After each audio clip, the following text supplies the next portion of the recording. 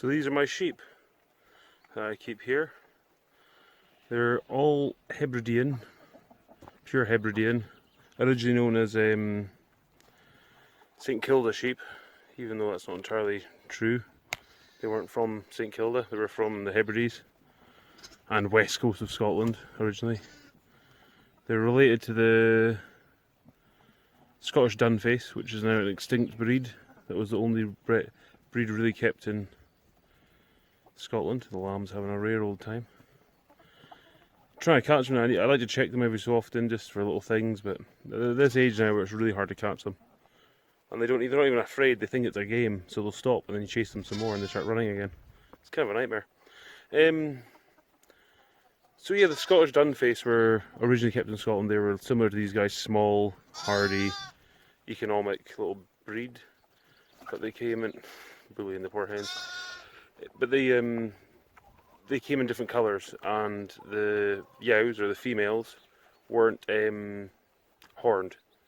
Well, these guys can be anything from having 4 horns to 3 to 2 to none to little stubs. I keep these guys because they're good mothers generally. I've had a few problems this year, but all in all, I can't ever say I can complain about them. They do well on the ground here.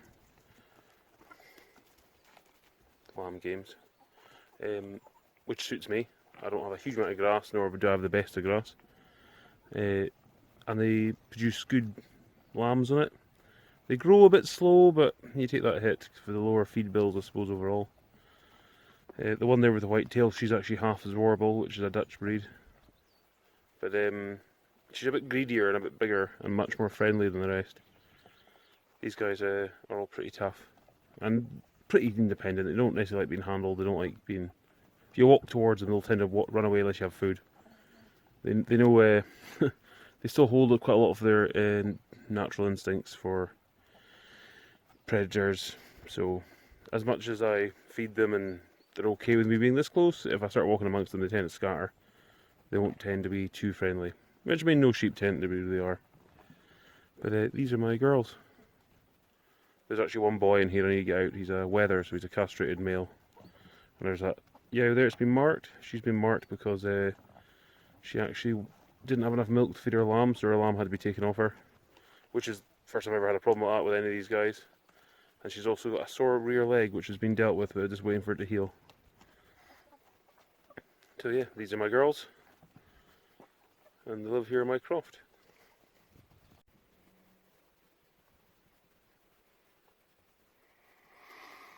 She's obviously not too sure about being watched.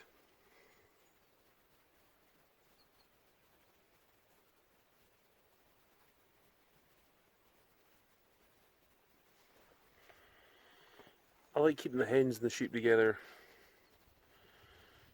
for the reason that they actually do, the way they graze essentially, or feed, complements each other.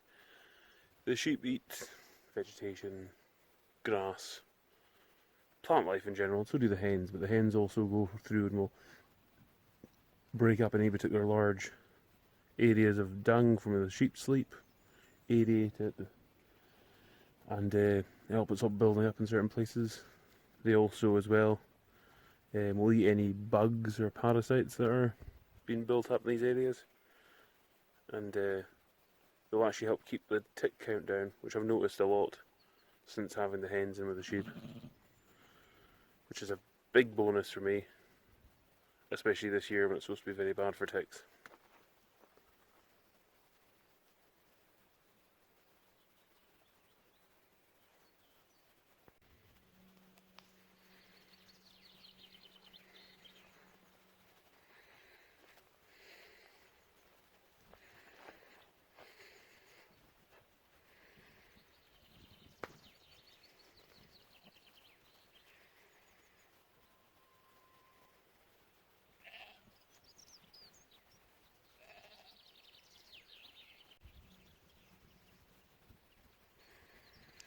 So these are the boys.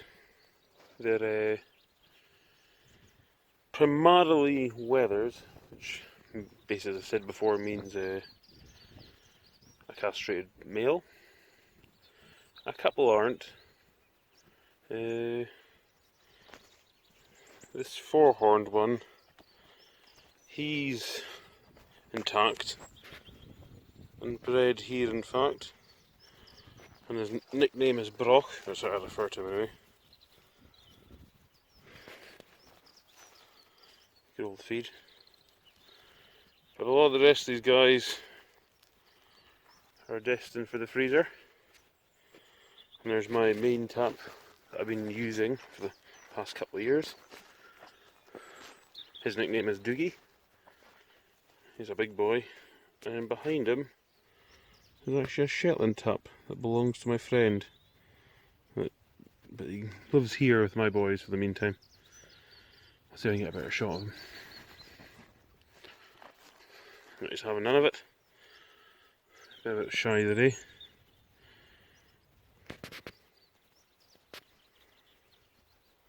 It's my big boy. And his name is Leo. And he, as I said before, is a Shetland tap. So he's a little bit different. Tighter fleece, slightly different horns, a little bit smaller, different markings, because the Shetlands can come in various markings. Anything from black through to this sort of light colour with what's known as a badger face markings. Very nice looking animal as well.